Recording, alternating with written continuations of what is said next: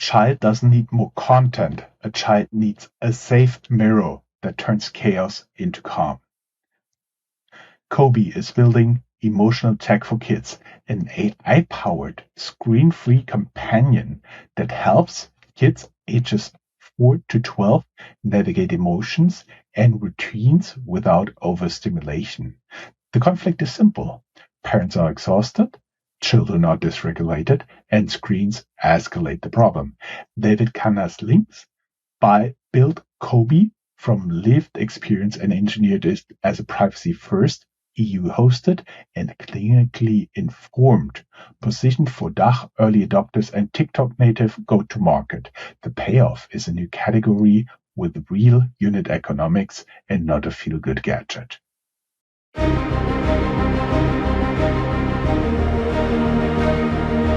Welcome to Startuprad.io, your podcast and YouTube blog covering the German startup scene with news, interviews, and live events. Today's guest is David Cañadas. Is that right? Cañadas? That's right. That's my Spanish surname. David Cañadas Link, co-founder and CEO of COBY. COBY is not entertainment, not therapy, and not a toy. It's emotional technology, screen-free, child-tailored AI inside a physical companion with parent control and boundaries designed into a system. This conversation sits at the intersection of voice AI, child well-being, and consumer hardware, where trust, privacy, and safety are not marketing points, but product architecture. David's true story begins with a progressive diagnosis and a hard question: how you stay grounded when certainty disappears. That personal inflection became a product thesis. Children live inside big emotions daily, and most households lack tools to de-escalate instead of distract. COBY's approach is clinically informed dialogue, predictable routines, and a gentle, ritualized close of the day, delivered through a plush companion that avoids the screen war entirely. We cover category creation, privacy, first AI design under EU expectations, TikTok as a distribution engine, and what it takes to ship hardware with real margins while staying ethically clean around children. That was already a lot. David, welcome to the interview. Thank you so much for having me. What event forced the first irreversible shift in how you think about uncertainty and control? Amazing question. And there's quite a personal and life-altering story behind that. The event was 5 years ago. I was 29. I was wanting to make my Führerschein, so my driver's license for car. I had for motorbike. And I realized pretty fast that the person sitting next to me was seeing way more than me. Like, he was hinting me to, why didn't you see that sign and that sign? And there was a person. I was like, I don't know what you are telling me. And it went pretty fast. One thing led to the other. The eye doctor didn't want to tell me anything, sent me directly to a university clinic. They conducted many tests, and suddenly I was sitting in front of the professor. He told me I have the diagnosis morbus Stargardt, degenerative, genetic, incurable eye disease, that I was going to lose more sight, central vision, but I shouldn't be too afraid, because before I go totally blind, I will already be dead. That was a fun conversation.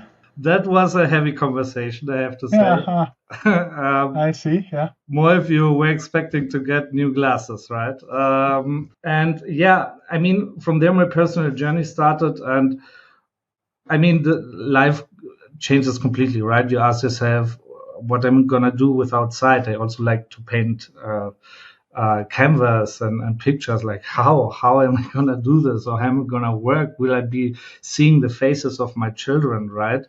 And the heavy part is that really, once that, at least in Germany, the medical system can't apply any more therapy to you, you're completely on your own. So there's no one helping you to adapt to that condition. How are you gonna live with it? How I'm gonna read? How am I gonna be mobile, like mobility, and also how I'm gonna deal with my emotions regarding the disease and the progression of itself. So basically, how I'm gonna cope with it.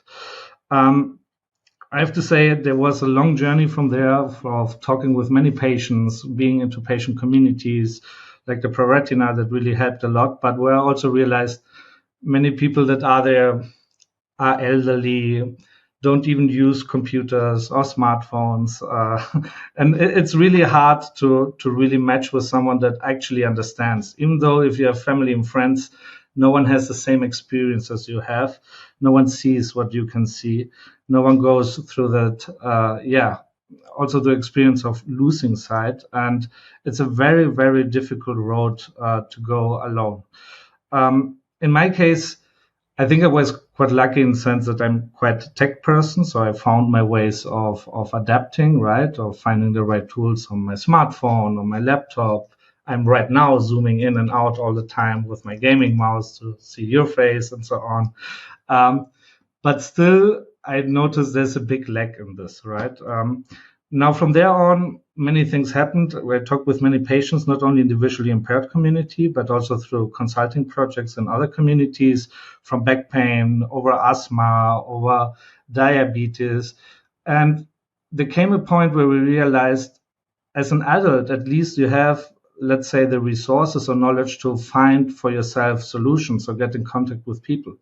But for example, with asthma kids, and that was when COBY really was born, we noticed kids don't have that type of resources. So here the problem is way bigger. Like if you have a heavy diagnosis or chronic condition as a kid, you're completely dependent on parents that want to have, but often don't have the time or knowledge to do so. Physicians or experts that you see all 2 years, if you're lucky, and that are really quite technical with the input that you give to you. And then your peers being other kids, usually you are one of a kind. So it's extremely difficult to find someone to relate. So we decided that's something where we really want to find a solution, want to make a change and give these kids a buddy, a companion on eyesight that can help them through this journey. I see. And we may add, if you do have sick children, it is that the parents are more busy in providing care for them than really enable them to meet other children with the same condition. That's really a difficult point.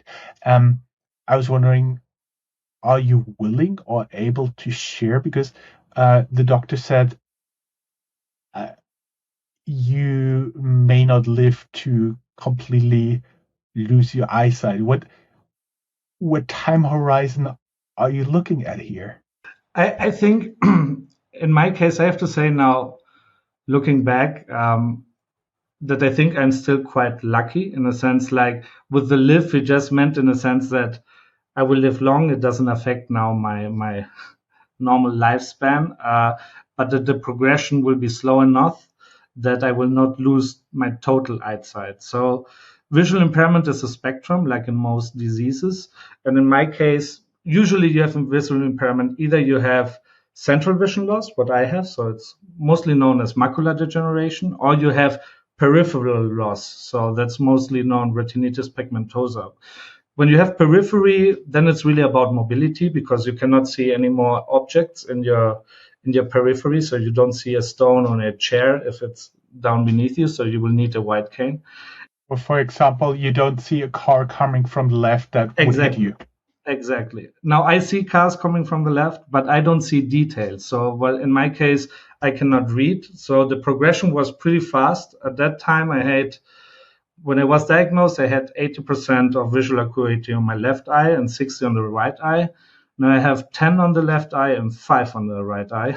So I'm officially impaired in Germany with 70%, but I'm very well adapted. So the good thing is I use many technical tools to zoom in, zoom out. And also in my disease, most of the times, that's kind of the main, the main problem is the central vision loss because it doesn't expand too much over the whole retina. So hopefully that's the case. You never know for sure. But yeah, I hope it will not get much worse than it is right now. Yeah, fingers crossed for you. Going a little bit back to the story of COBY, what problem definition made you decide that children need like a physical companion and not an app? That's a good question. So if you want to build a coping companion, meaning someone that you can also talk about problems, it's someone you will have to trust. And children, to build trust, they need something real. Like screens is something that actually nowadays I have myself a little daughter. Parents really, in many cases, it's the last resort they have for the kids, but they really want to avoid. And it's also more like a dopamine enhancing, like entertainment device, distracting device, but it's not like a real companion or something you can identify with. Now, also from therapeutic and psychological inputs that we have with the experts we were working with, puppet therapy is something that's extremely effective, and it's also used a lot in clinics. And the reason is these toys, puppets, small toys, for kids, they are on eyesight. They open way more to these toys than even to their parents or to the physicians, because they feel more like we are on the same hierarchy level, right? In many therapists explain to us that in the therapy sessions they have, the first half hour is just bringing down the child to really open himself, because it's so difficult, right? They are scared. What does this person want from me, and so on. So really finding a right medium in the sense of a cuddly plush toy that they know from their normal child life was one of the key points where we also saw in our testings that kids engaged most. I mean, we had different prototypes. We also had hardware prototypes with amazing eyes and screens, and the eyes were interactive. Adults loved it. Kids were scared. Kids want something cuddly they can relate to, and that speaks their language. Mm-hmm. Mm-hmm. Yeah, the relation is very important. So I was wondering, when turning a product everybody else would see as a steady phone call, as an app or something, into a screen-free product, what was the first high-stake decision you have to make to narrow COBY into this screen-free product and not like any other screen-based experience? I mean, the thing is, we also made our market research. I think the main thing was really user interaction, so conducting many user tests. My co-founder Philip, picking up kids from the park and their parents, and we showing them different interfaces. Right? We showed them, for example, a tablet with a talking toy or a plush toy, and so on. The hardware robot, and kids were always engaged in the plushie. So that was one of the things. Also looking into the market, what other products out there were also are very successful. You see things like the Toniebox, right? Also completely screen-free, telling stories, or the Tiptoi, very successful product here in Germany, that worked extremely well and still are working very well. And one of the main points is really having the screen-free, the screen-free component. It's something that parents love, but also kids. For them, it feels way more natural actually to interact with screen-free devices. If you think about it, I mean, as an adult, we're so accustomed to these devices, but as a kid, you come with your hands, with your eyes, right, with sensory, other sensory like attributes to this world that are actually not that fitted for screens. They are more fitted for something I can cuddle, I can take into my bed, I can take with me, like I can look at them, I can have a conversation, and it feels more natural. I mean, we learned most from our customer, from really the kids were the ones that took the choice of the plushie, and still are doing so. And also the market seeing that these products are not many, but are really something that parents are really also looking a lot for. I know from my daughter, she's now 2.5. how I feel like. I've done it really only seldom times, but 2 times I had my smartphone and she looked, I don't know, Pio Pio uh, was some song.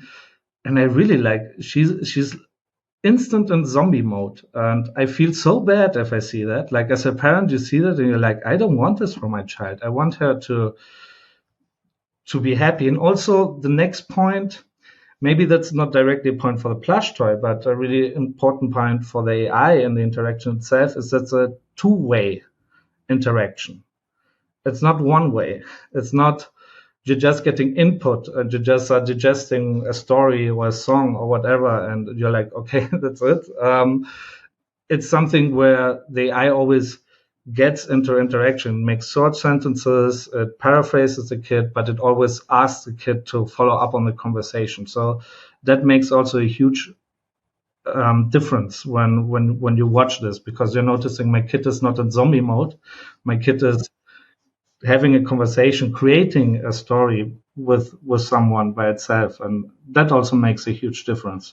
I see. Yeah, and not having zombies is always pretty good. There is one sentence you thought the model to never say to a child, and it changes everything.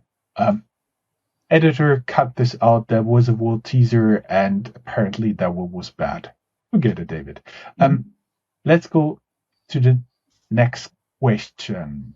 What moment in early testing exposed the gap between what parents say they want and what actually works at 7:30 p.m.?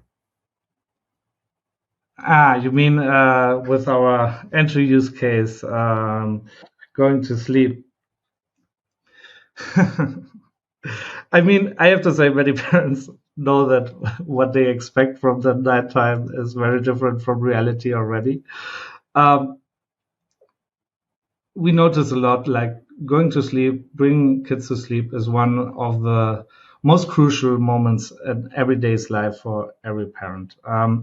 You expect that everything goes by itself, right? But it's not only going to bed, like it's brushing your teeth, it's putting on the pajama, it's reading the goodnight story. And often not even then the kids are done. Like they are still awake, they still want action, they still want to go into the living room, they want to be with the parents.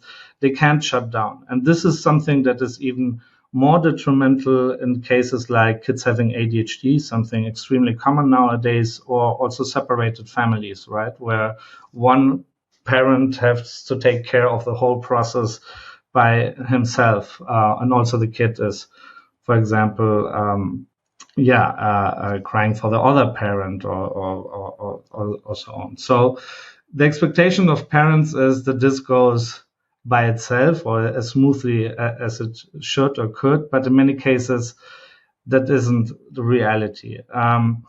Now, often, really, one of the things that many have to rely on is, for example, putting a screen in between, like TV, or kid plays a game, then I can at least clean the kitchen, right? Because these are the other chores that you have to do.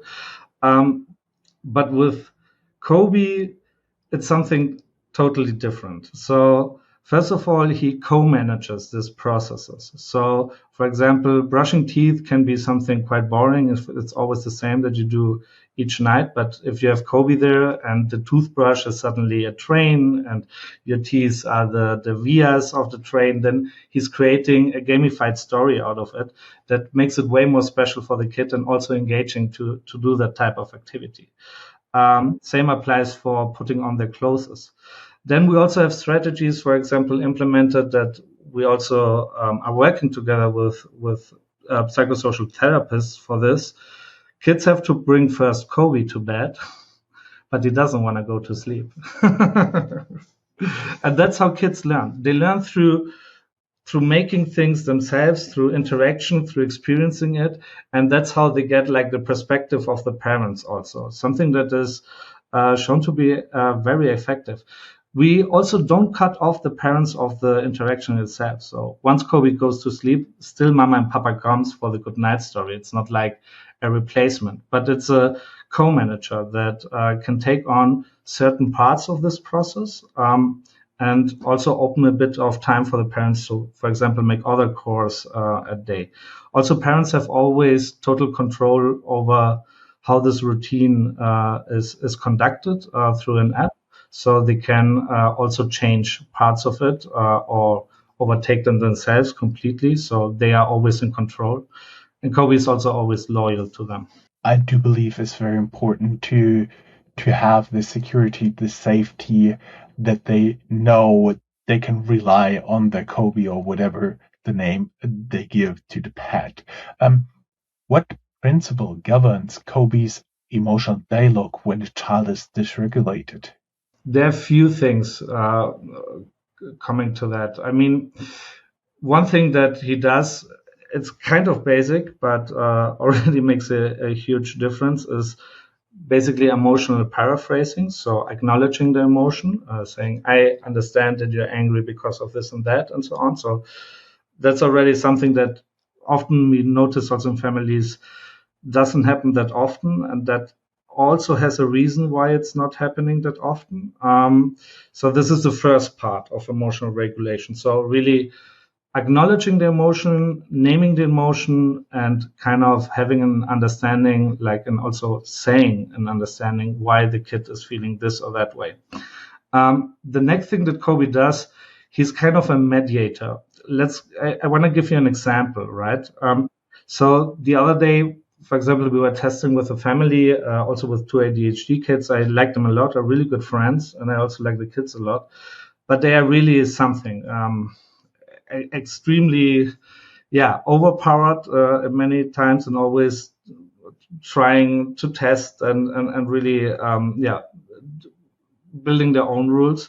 And I notice, the parents are very stressed, and the father, he loves his kids, but if he sees at the dinner table, right, that his son is again throwing the spaghetti through the whole table because now there's a visitor there and they're excited, whatever. For sure, he gets streng, you would say, in German. So he tells him, hey, you cannot do that, and so on. And that has his reason, for sure. He's father. He has a certain responsibility towards his kids, right? He also wants them to behave well, also if others are there or if they may be somewhere else. Now, the kid was very sad, because often they don't understand the reaction of the parents in that moment, right? They think it's something personal. What COBY does, he's kind of a mediator. So he helps the kids reflect on why the parents are reacting this or that way, that it's not meant in a bad way. Something that in the position that parents are in that situation, that they are maybe not capable to do due to their responsibility, but COBY can be the perfect mediator for this kind of situations. So that would be one example. But yeah, one of the key things really to dealing with big emotions is really acknowledging the emotions, naming the emotions, and kind of, helping the kid to understand that what he is feeling is normal, that there's a reason for it, but that he can also handle it. And then they learn through time what these emotions actually are. And when they feel it, they can react accordingly. What trade-off did you accept to keep the product privacy first while still feeling responsive and alive? Let's go. This is kind of a technical question. Sometimes we do that. Trade-offs. We're now building our first 100 series, and from there on, we will also, the next step will be to go to scale through China. So I think there will be a few technical shifts and trade-offs still. But to say how it is right now, basically what we have is, you would say an Alexa inside of a plush toy. It's a mini computer for kids. It has a microcontroller, so I think it's a certain type of Raspberry Pi module. And then what it has is three key components: a really good microphone, speakers, and lights. Light is extremely important that we use for communication, but also for emotional reflection and other type of interactions. A belly light, it's in COBY.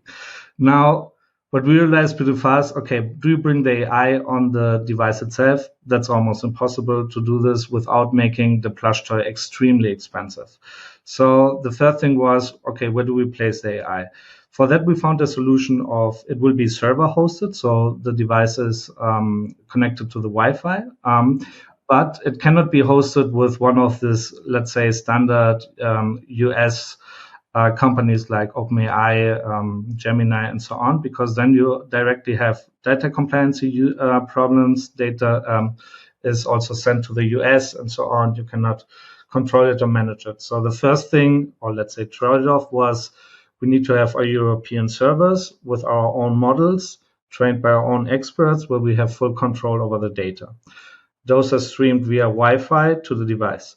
But that's not all, because the next problem is the more power you put on the device, the more expensive it still gets, because battery gets more expensive, everything gets more expensive. So And I would assume you also need to recharge the battery more often. you need to recharge more often, and there are more processes happening than just AI, like text to speech, speech to text, for example. You also need to do things in terms of data security and data anonymization, that you screen the text from the kit. You screen through any type of personal data that he might say, like an address and so on, and it gets erased before it gets streamed to the model. So these are kind of a lot of processes that if you do them on device, again, you have the problem. The toy costs 600 euros, what we don't want. Our price point right now is 199, and we want to keep it that way. But to make it that, and that's already premium, right? So what you have to do is you need another computing system. In this case, the trade-off is the mobile phone of the parents. So basically, we use a similar strategy actually that the Meta Ray-Ban glasses. So part of the computing happens on the smartphone of the parents. In the back, im Hintergrund, so the app doesn't have in the background. Exactly, in the background. So there you have the text to speech, speech to text, and also the filtering. The AI is then on our own local service, so with a cloud provider. And really on the computer itself, only the most basic things happen in the sense of really getting the data to the smartphone and also having, let's say, the right synchronization between microphone, speakers, and the light, right? So that's kind of the system, how we build it to make it work. Also having into account all the stakes that we set ourselves for data privacy and anonymization. For our audience, I just want to hint, if your household runs the evening cycle of conflict, keep listening and measure every claim against the reality of bedtime. As a parent myself, I think that's be important. What inflection point moved COBY from nice idea to a category with momentum in your own mind? Good question. So, as I said, I had a diagnosis, talking with many patients. I was innovation consultant, also with AI focus in the healthcare and automotive industries in Germany. And then basically I was involved in bigger projects also in the healthcare system. And it was really talking with many patients and seeing, okay, this coping problem is a real thing. Then the AI bubble happened, and then my university, the Hochschule München, it was really a Zufall, I don't know, coincidence. I already had the idea in my head, right? And it's something like you tell people while drinking a coffee, like, hey, don't you think that this would be something cool? And then my university just wrote me an email saying, hey, here's an award, Staszek Award. Do you have an idea? Don't you want to apply? 5,000 euros, you can win, blah, blah, blah. And I was like, okay, if you ask, then I may have something. yeah, I applied for it. We won the award, or in that case, it was me myself alone. But yeah, that was really the first point, and many things happened from then. Like also I had done a few differences with my employer that was like, hey, this idea, they had other plans with me that was not spoken with me. I really decided I want to do this. I had backup by the incubator, my university, and I really, went all into this project. At the beginning, I was still consulting a bit, freelance, but then I saw the traction we were getting first in this academic sector, right. So the first thing was building partnerships, building a team. My co-founders also that I'm super proud of to have. We're right now 3 co-founders, but in total 7 persons. So that was a huge thing, but also really getting institutional partners, right? Like the LMU Klinikum, that were also totally convinced of the necessity of such a type of product. Now, since then, it's almost, I would say 1.5 to 2 years, and interest and traction is rising. We were not that long ago in the ADHD podcast. We're getting emails from parents wanting telling us we would need 4 COBYs. We want to test. We will do this. We will do that. We're having pre-orders and just having all this support of the community of the team, but also seeing that with what we're building, we are solving a real problem. That is what made for me and is still making the huge difference also in comparison to what I was doing before. That still it was good job and professional job, but with this I feel like I'm solving something that means a lot to me, and life would be way better with COBYs in it. I'm totally convinced of that. Saying that life would be better just between you and me, two fathers. What does a successful bedtime routine with COBY look like in 3 observable steps? And keep in mind, it's just between you and me and something like 100,000 listeners of the podcast. So how would it look? First of all, you would have kind of a routine starter, right? You would say, "Hey, it's bedtime time," but it wouldn't be what it usually is like. No, I don't want to go to bed. It would be like, "Oh yeah, cool, I'm going to COBY. I can start a cool routine that actually I'm looking forward to today." Then first the kids, you see, okay, they are already with COBY, going to the bathroom, putting on their pajama. As a parent, you are cleaning the kitchen and you're happy that that thing is done. Um, and then once you see they are already with COBY in bed and having like the good night interaction and story, you come and you see, oh, is COBY already sleeping? Good. Then let me tell you the good night story. And now Kit is really kind of brought down. All the let's say standard processes are done, and he goes to sleep, and COBY is also sleeping. But it doesn't end there. At the morning, COBY is also there, managing morning routines, right?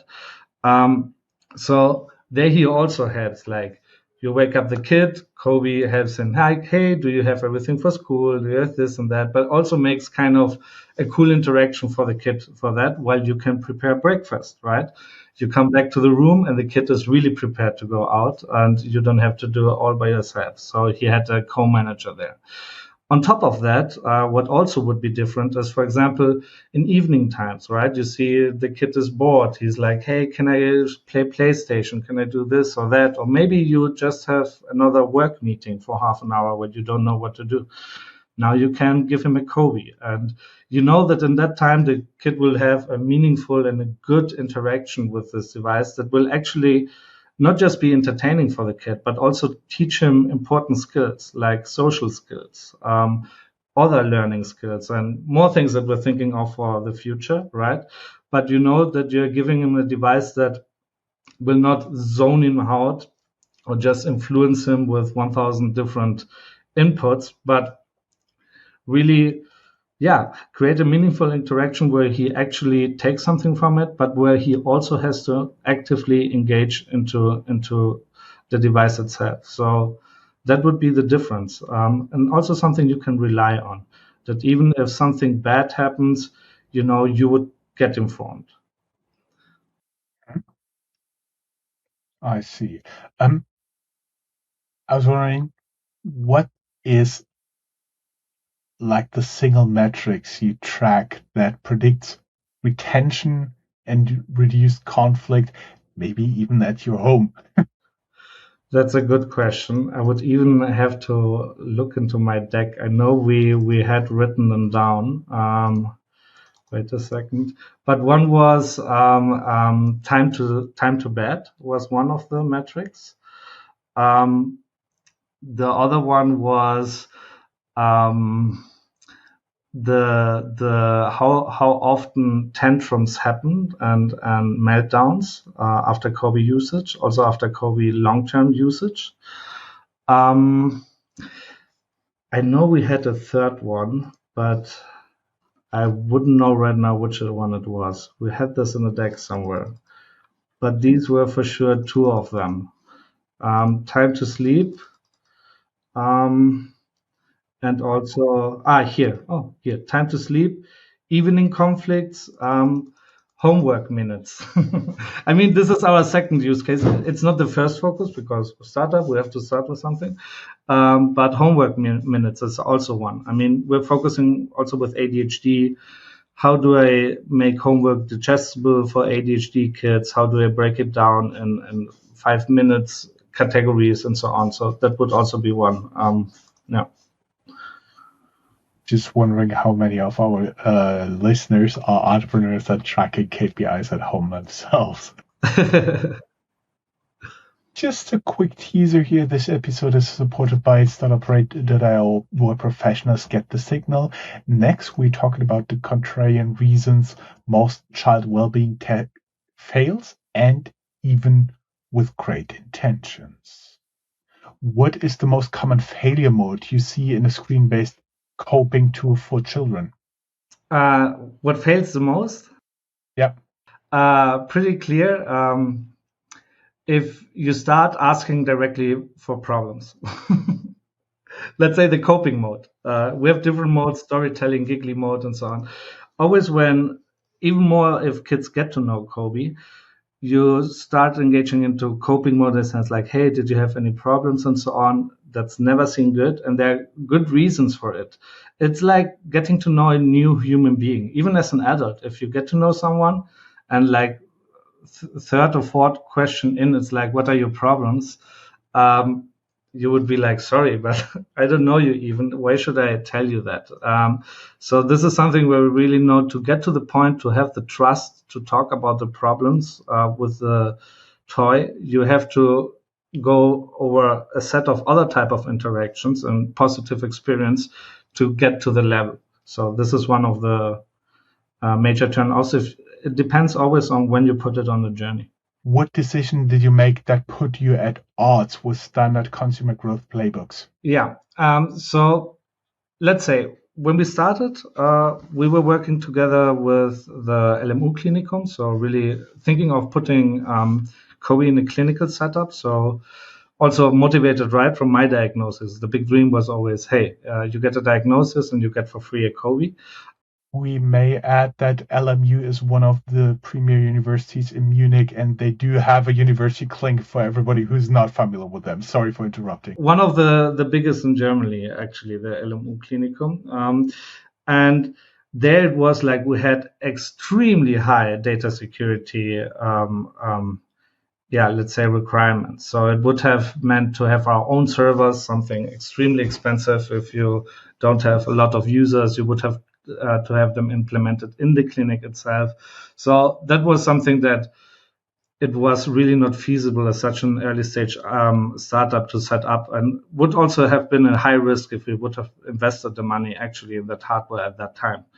From there on, we started looking for other solutions. AWS actually was a good solution because they have the European hosted servers, and also kind of as a big company can apply to the regulations. Now, the good thing also in our case is that we are noticing there are many other players coming on the market, also in European network, with whom we are also talking. Also a smaller startup, but good invested startup players that even add more layers of security with mathematical algorithms for data anonymization, etc., etc.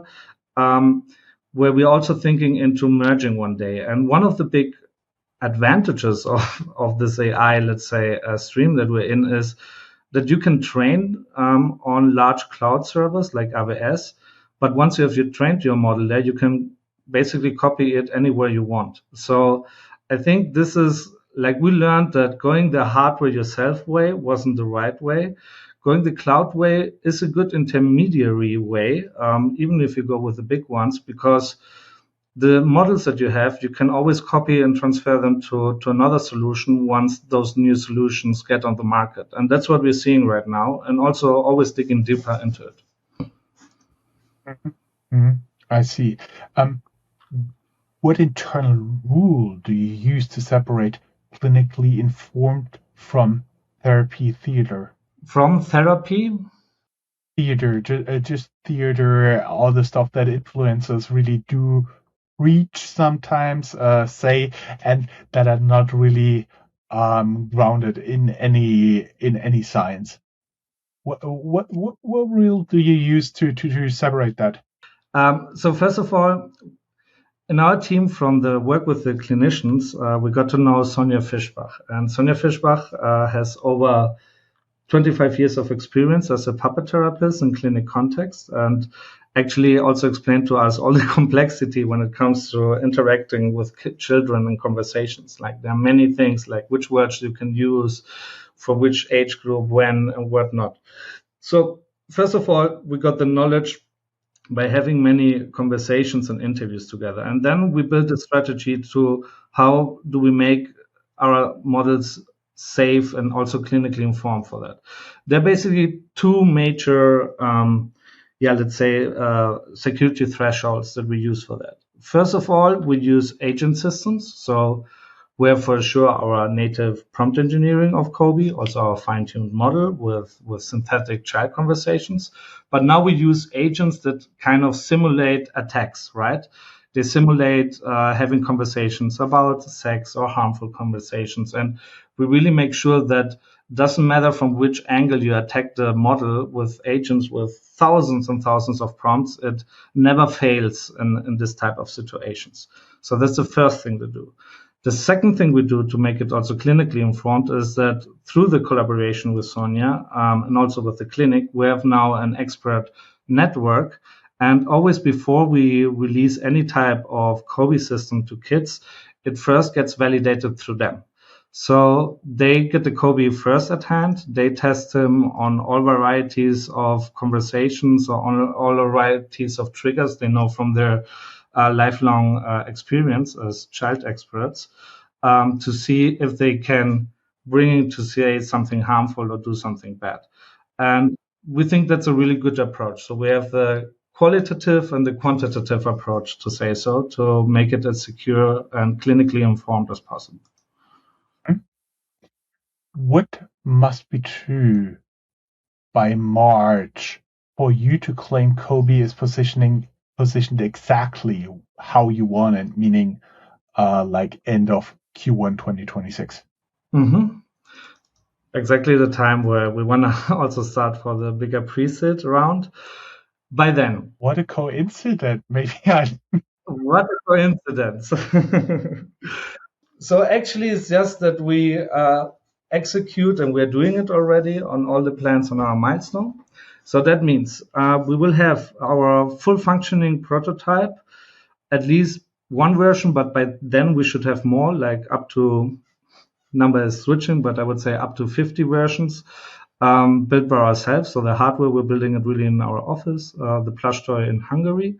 So they are standing in our office, and the first of them are already in the hands of these experts and trusted families that are, let's say, deep testing them. That's the first thing. The second thing is that the AI is already completely set up on our servers. The agentic tests have already been conducted. And also everything regarding voice interaction works properly. Also, it's a big and important field. We're in the midst of this trend. Have learned a lot there, but this is smooth and latency free. And these early stage prototypes really give a seamless experience to the kids, but also to the parents. We've been talking TikTok before. And everybody knows there are TikTok shops around. So what's your go-to market thesis for TikTok shop without turning the product into novelty? So when it comes to TikTok, first thing to say is we've grown an organic community for COBY on TikTok in the last 4 months of over 14,000 followers, all parents. And we've done that not by selling our product, but by talking of the problems and stress factors that parents experience every day with kids, and also giving their already practical coping tips on how to manage positively those situations. And with that, we got really quite a lot of traction. Many engaged users. The most engaging case was going to sleep. And we also have built an organic funnel to our website. So right now in December, we have already 100 pre-orders. But the interesting part about these pre-orders is that we have spent €0 on ads, but we have also never even said that it's possible to pre-order COBY. So they are absolutely organic. These are really people seeing us on Instagram, on TikTok, or hearing us on a podcast and going on our website and pre-ordering. So we're really proud of that. We think we can leverage that number substantially once we invest more and also proclaim more that we're actually selling COBY. And we'll also then use all the different strategies that one gets in this TikTok shop, right? But the main part, I think it's less about marketing and ad strategies, and it's more about trust. It's like for us, it's important to build trust with the community, to keep them updated, to show them how we're building this product, how we care, to bring also the experts, like we're doing videos with them and showing like, hey, these are the people that are building this product.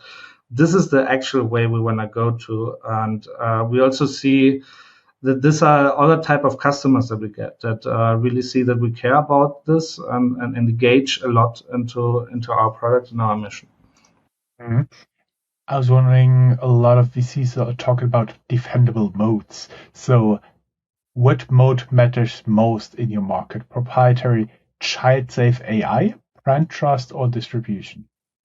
Actually, all of those are really relevant. Distribution, we got it. That's one of the most important modes. So we could sell directly quite a lot of COBYs. Then the next thing is proprietary AI. There are two parts of it. One is making child-safe AI, but the other thing that we're doing, and it will be the first one in Europe, I can tell for sure, is making also expert trained. So we're also using rec training and so on. We'll have an own library for it. So we want to be the most trusted and safe AI toy in Europe, trained by experts. So really having both of that. To have this expert trained AI, you also need the expert network to do so.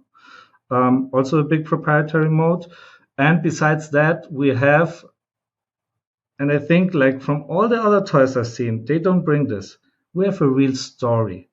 COBY is a chameleon dragon. He comes from the forest of colors, where colors are emotions. And he comes to help kids to learn those. And stories are what really drives kids and families. And the COBY character that we're building is building up this brand and storyline. It's not just the next plush toy next to the other 15. He really has a character, and we want to build a personality behind it that people can relate to and remember also as a real entity. So these are the main ones: distribution, AI innovation, and also story, character, and design, to say so. And we have a patent that on top, but yeah, we have a few patents also that, I mean, maybe to make it more investor friendly. Thinking about like all the hard decisions you have to do, what is the hardest compliance expectations you are designing for, and what did it force you to change? I mean, the hardest compliance is really, and it's what we're getting asked most in investor things, is the safety guardrails when it comes to AI for kids. what we had to change, I already said a bit, we had to change the strategy of going from the clinic, going to the other. We had to learn a lot about what does a high-risk AI system even mean in the European Union. And also we had to do tech things, right? So having cloud-based models that are on European land, that apply all these security measures, having anonymization and pseudo-anonymization, meaning that you don't get any type of personal data of the user. We only need the email address and bank account one day, but all the other things get abstracted. Having the technical layers, like what I said before, of screening the conversation. So I think this was the bigger thing, like seeing how important it is to have the secure AI system, and what you have to therefore do on a tech base to really achieve that. Mm-hmm. Mm-hmm. Mm-hmm. Mm-hmm. You always have to do important and difficult decision as an entrepreneur.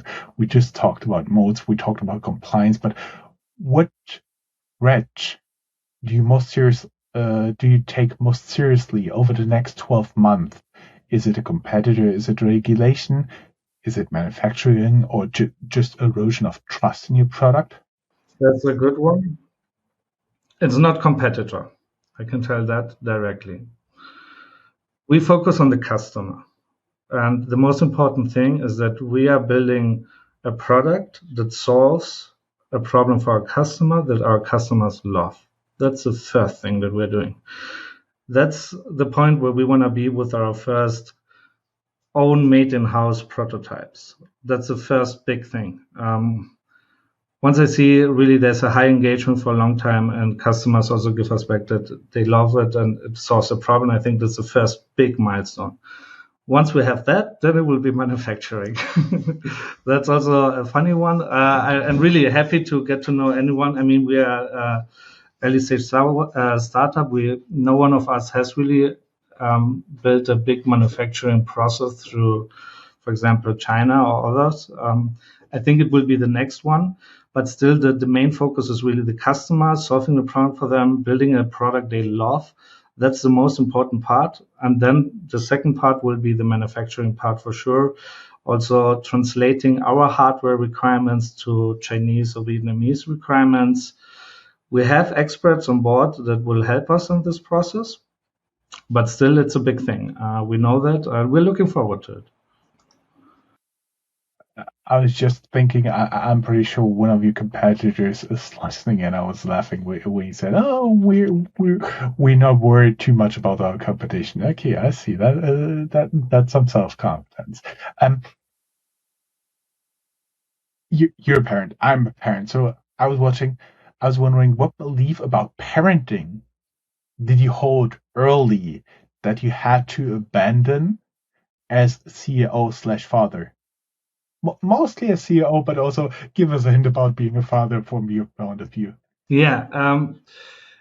Things that, or maybe let's talk about being a father. I thought really like, I'm quite an empathetic and fun person. That's odd that I have this little daughter. And one thing was, I thought like, I will figure everything out. I will kind of feel what she needs or wants or whatever she will tell me. But that's not the case. Like, I was really like, kids, they say they want this or that, but actually what lies behind is a need that you really have to understand. And I was impressed how difficult it is to get back to it. My daughter always asking for milk at night. She was not needing a milk. Like, there was another strategy of doing it. And that was something I really had to learn as a parent. And it was not that obvious. I was really astonished about that, and was also thinking that I think also my parents, there might have been many needs that I wasn't able to communicate in the right way, and they didn't even see. And I think this leads to many, maybe not that happy memories of how things could have been done. And I'm trying to do my best as a parent to really understand, like, my kid, who she is, how she is, what she actually needs, make the right interpretation, but also behave in the right manner to let's say, raise her to the most beautiful and powerful woman she could ever be. Mm-hmm. Talked about difficult situations here. What mental model do you use to stay decisive when the product sits inside vulnerable moments?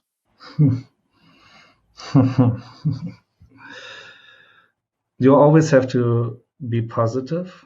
Vulnerable moments, I think it's also a bit of abstraction of yourself, of the issue itself. So really analyzing what are the key problems or issues that you actually have. Prioritizing is extremely important to really understand what should I spend most of my time with, what is the most important problem to tackle right now.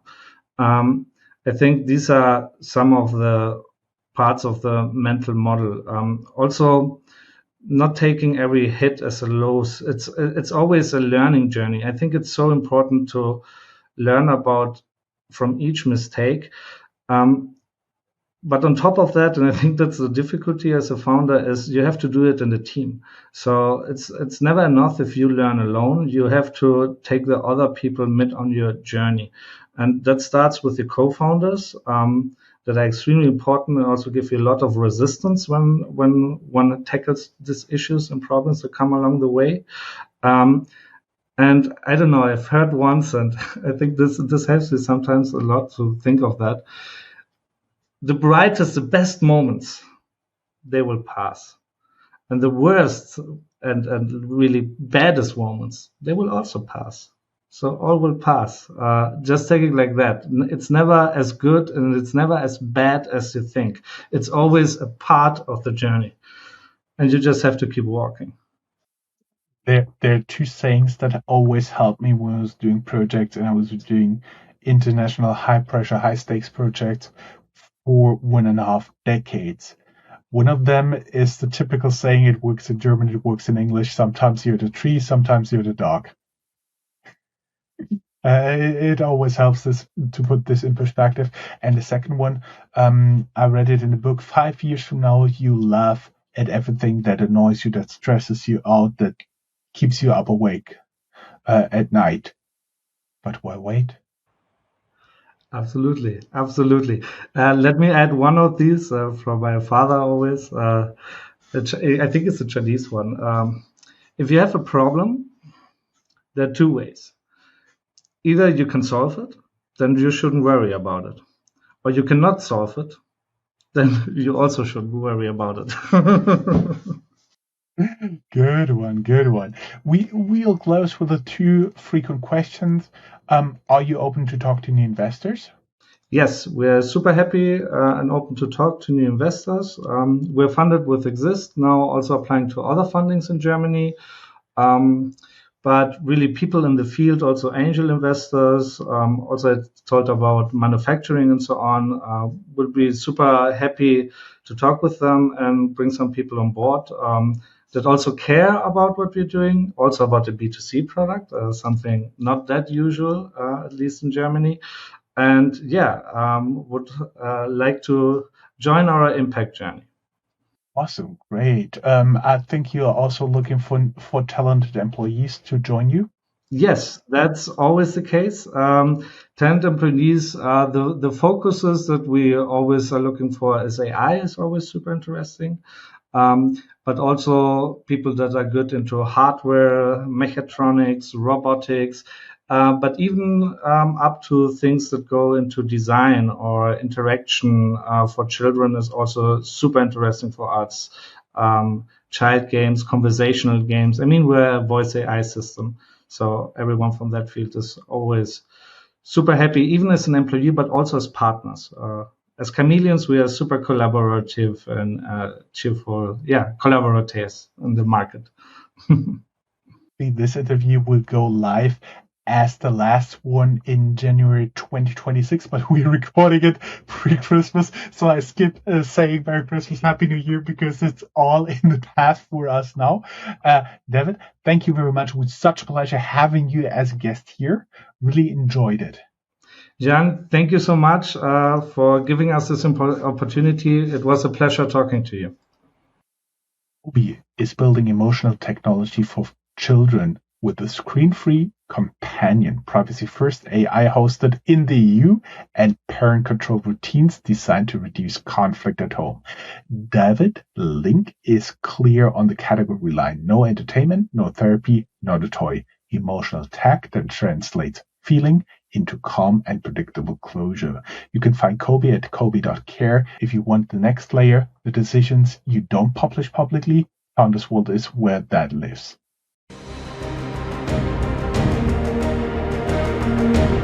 That's all, folks. Find more news, streams, events, and interviews at www.startuprad.io. Remember, sharing is caring.